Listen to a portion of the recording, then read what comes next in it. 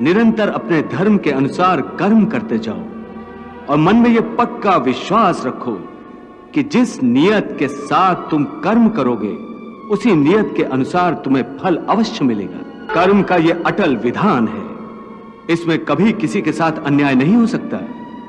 हे अर्जुन, प्राणी का कोई भी कर्म नष्ट नहीं होता।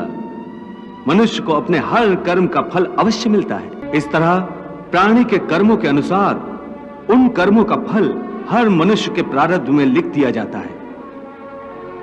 इसी कारण हर जन्म में मनुष्य अपने ही कर्मों के बंधनों में बंध जाता है।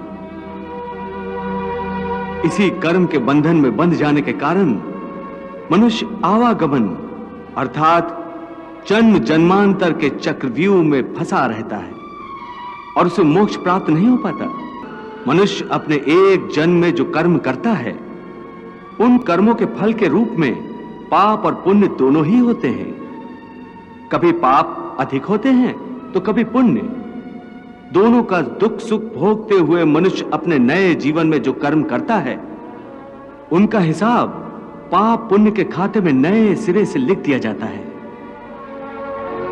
इस तरह इन नए कर्मों को भोगने के लिए एक और नया जन्म लेता है और जन्म जन्मांतर का यह सिलसिला लगातार चलता रहता है और मनुष्य की आत्मा का अपने परमात्मा से मिलन नहीं होता, जिसे मोक्ष कहते हैं।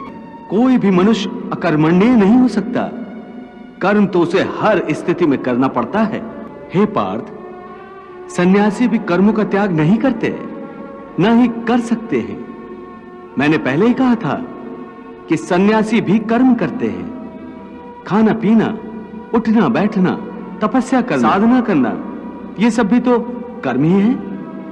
कर्म से कोई कैसे मुक्त हो सकता है? हे पार्थ, इसका तरीका यह है कि मनुष्य फल की इच्छा त्याग कर कर्म को अपना धर्म समझकर करे।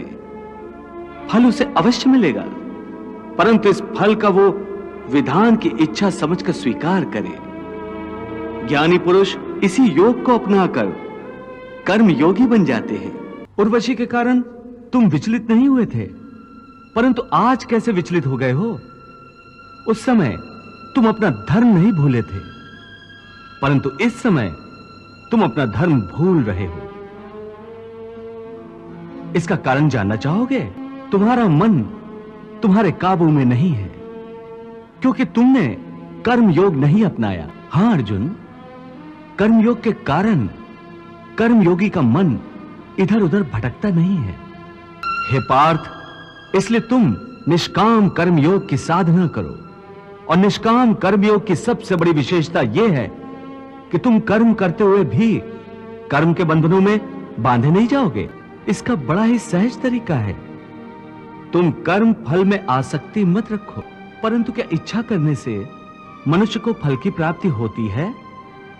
नहीं अर्जुन, क्योंकि फल तो प्रारब्ध के हाथ में है।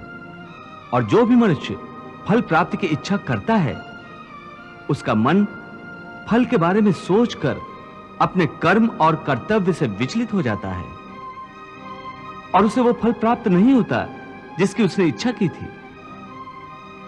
पार्थ, मनुष्य केवल कर्म कर सकता है, फल कदापि मनुष्य के अधीन नहीं है, क्योंकि मनुष्य का धर्म है अपने कर्तव्य का पालन करना। इस कर्तव्य पालन के लिए आवश्यक कर्म। हे अर्जुन, जो साधारण मनुष्य फल की इच्छा से ही कर्म में प्रवृत्त होते हैं वो सुख दुख आदि के चक्र में फंस जाते हैं। उनकी मन शांति नष्ट हो जाती है। हर पल हर समय फल प्राप्ति के विचार से उनकी निद्रा उड़ जाती है। हे पार्थ, तुम दुर्योधन और उसके भाई को ही देखो।